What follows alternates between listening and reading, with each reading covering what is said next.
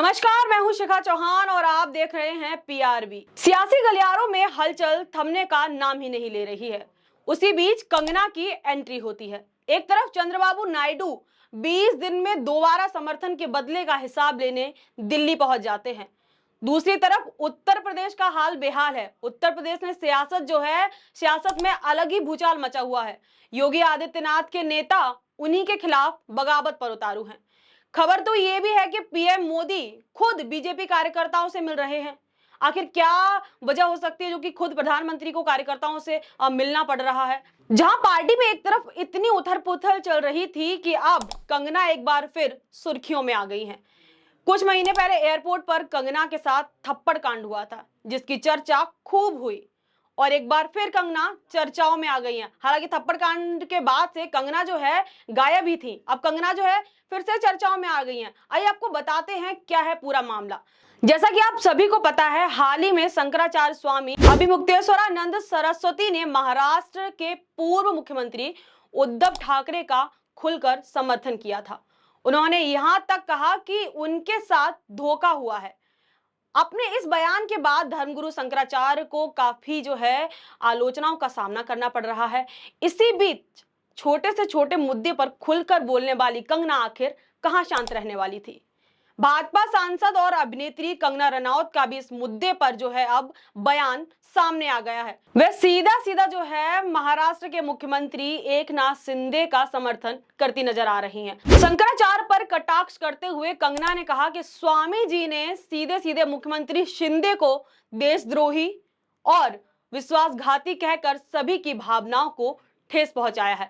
साथ ही साथ उन्होंने ये भी कहा कि राजनीति में गठबंधन, संधि और पार्टी का विभाजन होना बहुत ही सामान्य बात है, संवैधानिक बात है। कांग्रेस पार्टी भी 1907 में और फिर 1971 में विभाजित हुई थी।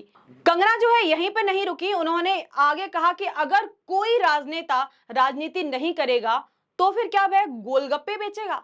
ये जो बयान है कंगना ने सीधा सीधा शंकराचार्य पे दिया। अब कंगना ने जब ये बयान शंकराचार्य पर दिया तो सोशल मीडिया पे जो है कंगना की आलोचना जो है शुरू हो गई। अब आपको लेके चलते हैं थोड़ा सा पीछे। आखिर इस पूरे मामले की शुरुआत कहां से हुई।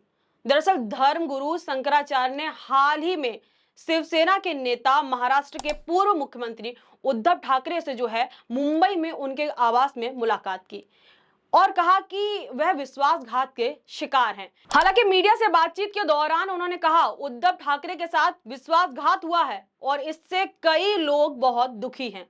मैंने आज उनके अनुरोध पर उनसे मुलाकात की और उनसे कहा कि जब तक वह फिर से मुख्यमंत्री नहीं बन जाते लोगों का दर्द कम नहीं होगा। उन्होंने आगे यह भी कहा कि जो विश्वासघात करता है वह हिंदू नहीं हो सकता और जो विश्वासघात को सहता है वह हिंदू है। महाराष्ट्र की पूरी जनता विश्वासघात से दुखी है और इसका परिणाम लोकसभा चुनाव में सीधा सीधा देखने को मिला है।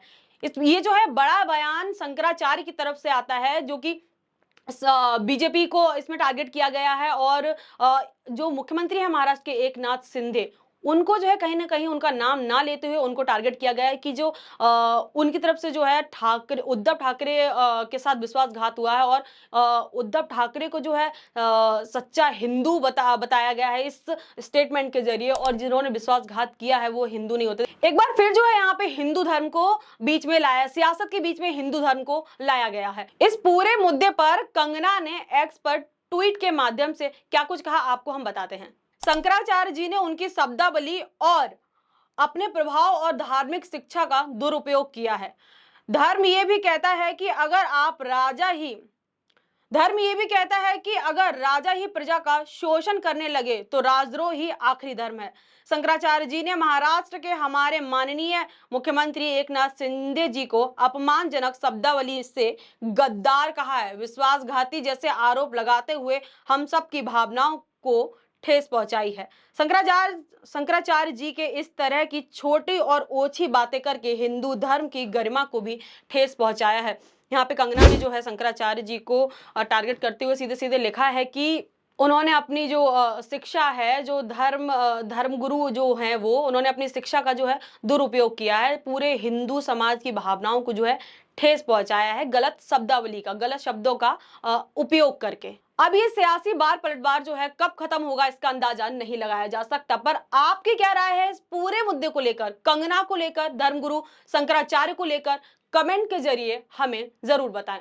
आज की खबर में बस इतना ही। ऐसी तमाम खबरों के लिए जुड़े रहिए हमारे साथ और देखते रहिए पीआरबी। अगर आपको हमारी खबरें पसंद आ रही हो तो हमारे चैनल को लाइक करें, शेयर करें, सब्सक्राइब करें। तब तक के लिए मुझे दीजिए इजाजत। धन्यवाद।